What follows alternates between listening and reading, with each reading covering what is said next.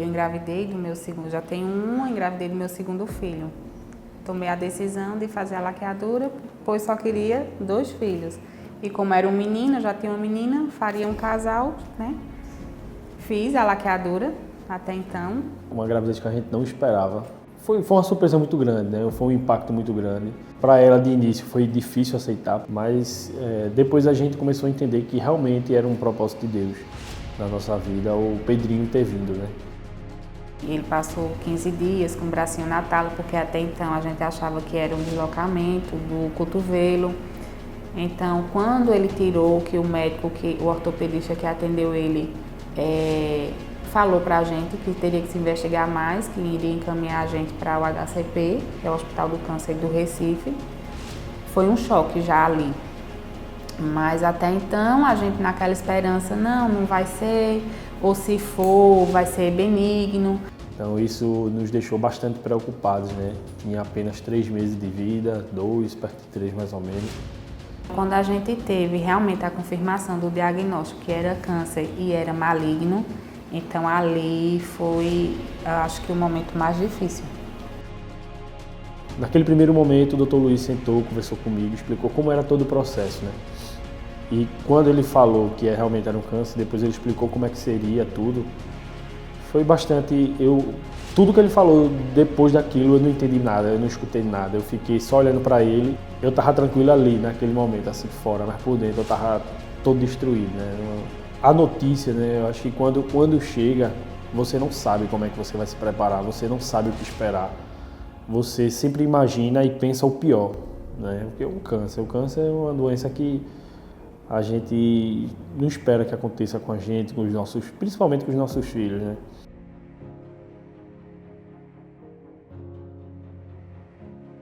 Então, a primeira notícia foi muito pesada de uma amputação. Choros, medos, inseguranças, negação. O meu maior medo. O meu primeiro maior medo era meu filho ficar sem um braço, né? E o segundo maior medo foi quando ele passou 18 dias na UTI. Que eu pensei eu acho que eu ia perder ele ali. Eu me agarrei ali nos pés de Deus, nos pés de Maria. Quando a gente deu uma possibilidade para eles, depois do que a gente fez a biópsia, a esperança deles foi muito grande, foi renovada a esperança. Minha preocupação quando a gente recebeu o diagnóstico que ele ia ter que fazer quimioterapia era essa. Como ele iria ficar, porque a gente sabe que um tratamento de quimioterapia é muito agressivo. Então, assim, por ele ser muito bebezinho, muito pequenininho, eu fiquei muito preocupada dele não suportar a quimioterapia. Porque a gente sabe que isso pode acontecer. Eu tinha esse medo, porém eu sempre tinha a esperança de que ele iria passar por tudo isso e lá na frente a gente vai poder contar tudo isso para ele.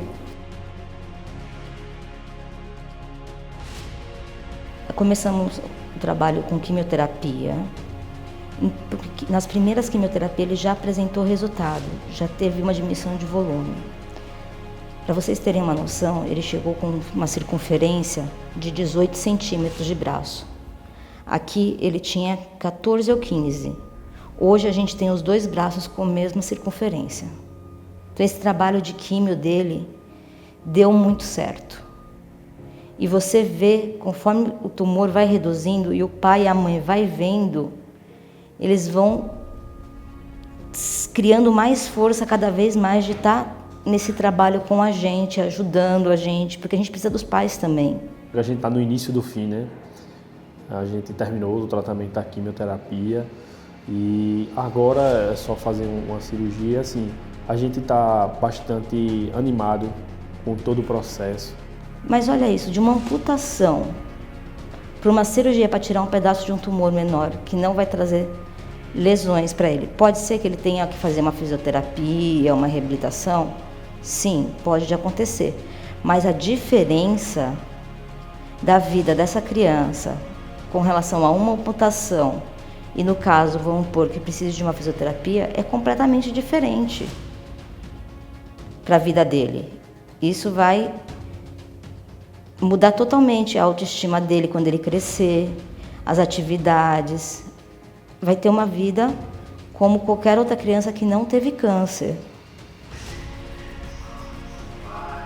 Sim, a gente vê tranquilo Pedro tendo uma vida lá na frente, né? Fazendo a faculdade, passando pelo período de escola, né? E mais do que tudo, eu e a mãe, né? A gente proporcionar todos esses momentos para ele, né? O pessoal daqui do ICI acolheu bastante, explicou bastante, assim. Então, assim, a gente se sentiu bastante acolhido, bastante abraçado, né? E a gente fez com que a gente deixasse mais leve, ficou mais leve o processo. O acolhimento que a gente teve fez com que isso se tornasse uma situação mais fácil.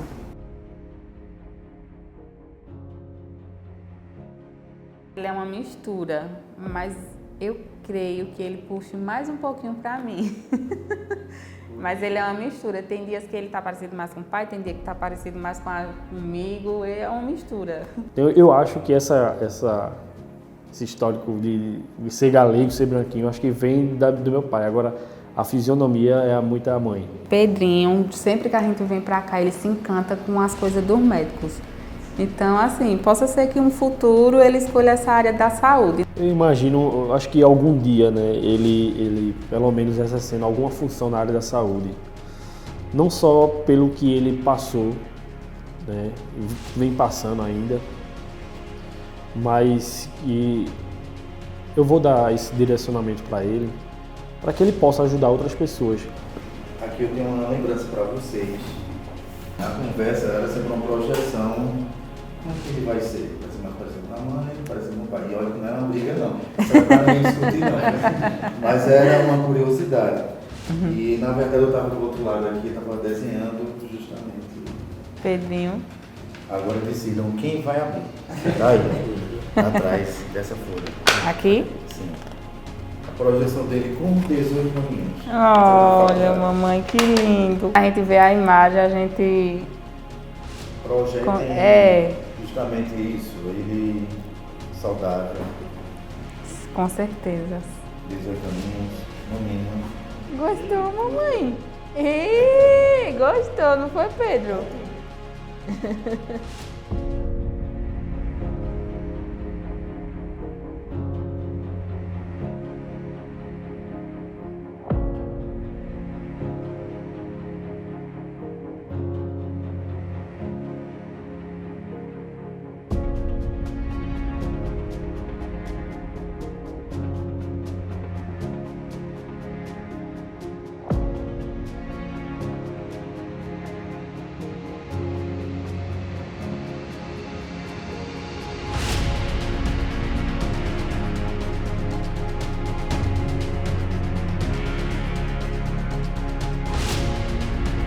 Nunca percam a fé.